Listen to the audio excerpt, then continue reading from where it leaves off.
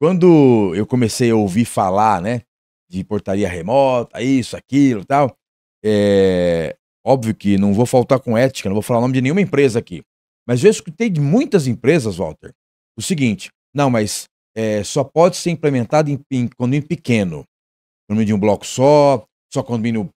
Então, eu me lembro que alguns, vamos dizer, acho que até aventureiros, a palavra que você usou foi uma palavra muito pertinente. Alguns aventureiros que acharam que ia, e aí eles colocavam regras. Não, para portaria remota só pode ser condomínio tipo tal. E isso eu quero que você responda, mas eu fui percebendo que a coisa, os caras tanto que não estão no mercado mais, né. Me lembro de 3 empresas aí que eles meio que queriam dar uma norteada no mercado, não, só pode ser condomínio X. Então eu quero que você esclareça para o nosso síndico, qualquer condomínio pode implementar portaria remota ou tem realmente uma regra? Não, tem que ser, por exemplo, até tantos blocos, até tantos andares, porque aí você está limitando, você acabou de falar isso agora, negócio de quando a gente falou da convenção coletiva. Pô, então quer dizer que eu não posso escolher o que eu quero? Eu tenho que ir de acordo com a regra? Então existe alguma restrição ou eu posso implementar portaria remota em qualquer tipo, tamanho de condomínio? Como é que funciona isso? Eu vou trazer aqui uma analogia que vai fazer, o nossa audiência aqui compreender exatamente, a resposta da tua pergunta, né. Aqui no estúdio aqui da Brasconde, nós estamos aqui num condomínio comercial, um prédio comercial. Sim, Imagino que aqui na Brasconde tem aqui, não sei exatamente, mas pelo menos uns 300, 500 conjuntos comerciais aqui no prédio. O prédio é grande, né, então sim, tem bastante salas, vários andares e muitas salas. O condomínio aqui da Brasconde, quando eu entrei, você tem uma recepção isso, e você tem um sistema de controle de acesso. exato. E eu posso afirmar, sem conhecer, mas posso afirmar que os funcionários dos conjuntos comerciais não passam pela recepção para serem validados e subirem para os Nós conjuntos. temos um cartão de acesso. Os funcionários, eles têm livre acesso e são controlados pelo sistema de controle de acesso, Isso. num condomínio com 500 unidades, conjuntos comerciais. Então, por que um prédio residencial, um prédio residencial com 100, 200, 300 apartamentos Não pode. não teria condição de ter um sistema de controle de acesso eficiente, exatamente como é aqui um condomínio comercial, para poder dar mais vazão e qualidade na experiência dos seus moradores e visitantes. Obviamente que existem particularidades, né? Tem muitos prédios com grandes particularidades. Eu não posso dizer que a portaria remota é 100% para todos, mas eu posso te afirmar que num condomínio grande, de 300 apartamentos para cima, como a gente tem portaria remota em operações com 300 apartamentos para cima, antigamente no horário de pico, sexta-feira, sábado, nesse condomínio que eu não vou falar o nome, preservar o nome, mas ele tem 5 salões de festa.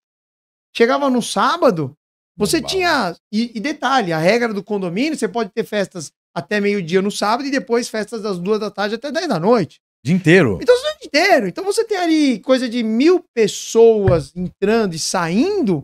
Como é que você controla? Antigamente era uma loucura. Então, num prédio desse daí, você tinha 3, 4 porteiros na guarita e Ficava não louco. dava conta. Os caras ficavam loucos. Não dava conta. Chega sexta-feira, tinha fila de motoboy para entregar pizza, delivery.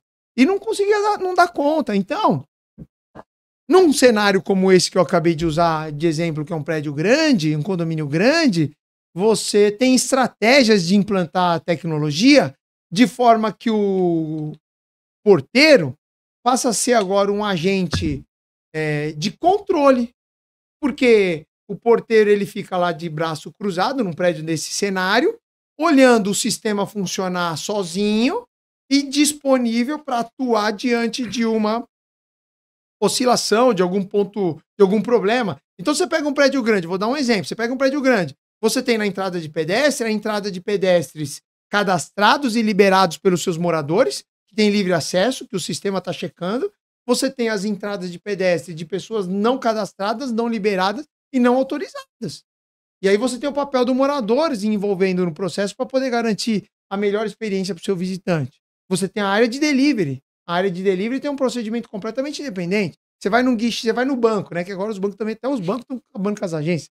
Mas você vai num banco, aí você tinha lá 10 caixas e você tinha uma fila com 5, 10 pessoas que iam indo para os caixas disponíveis. Isso. Então você, num prédio desse tamanho, você cria 5 guichês de atendimento de delivery e você tem 5 deliveries sendo atendidos simultaneamente. Qual a experiência que o morador tem dentro desse cenário? E nós não estamos falando em custos altos, nós estamos falando em tecnologia.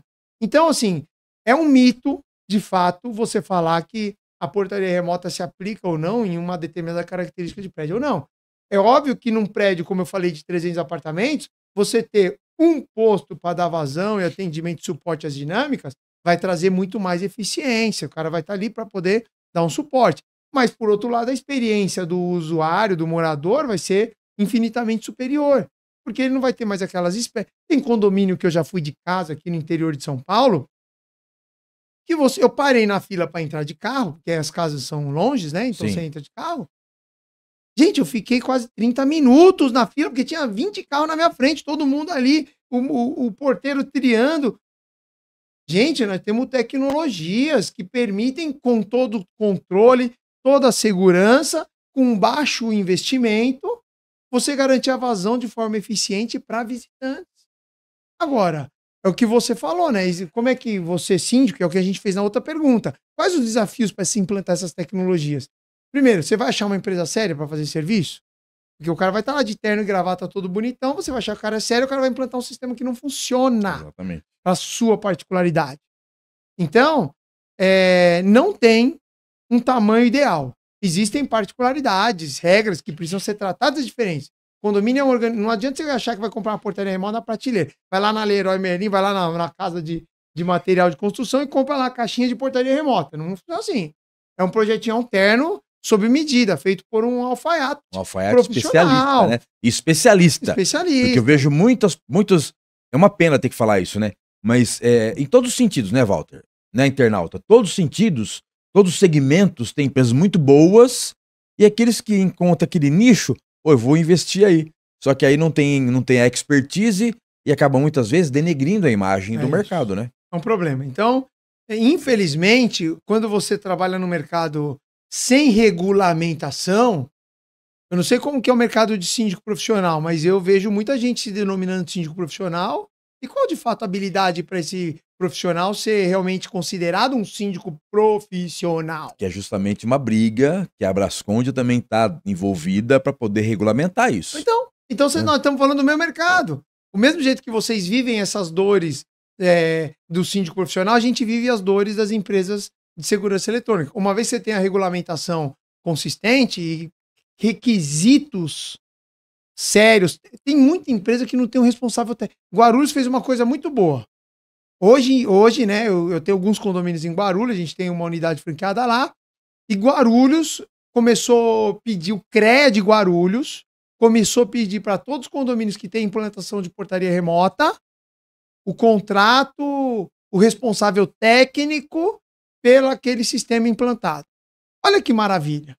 Exatamente. Que bom, né? Olha que maravilha. Você tem um órgão que está preocupado em moralizar. E aí você já vai sair um pouco daquelas empresas que não têm capacidade técnica para entregar, mas que tinha um bom atendimento, um bom vendedor para persuadir na hora da venda. Então o cara tinha um bom vendedor, mas na hora de estruturar tecnicamente não funcionou legal. Então, com esse requisito mínimo, que é você perguntar para a empresa quem é o responsável técnico aqui da empresa que vai responder caso alguma coisa pegue fogo aqui pelos seus sistemas que vocês instalaram.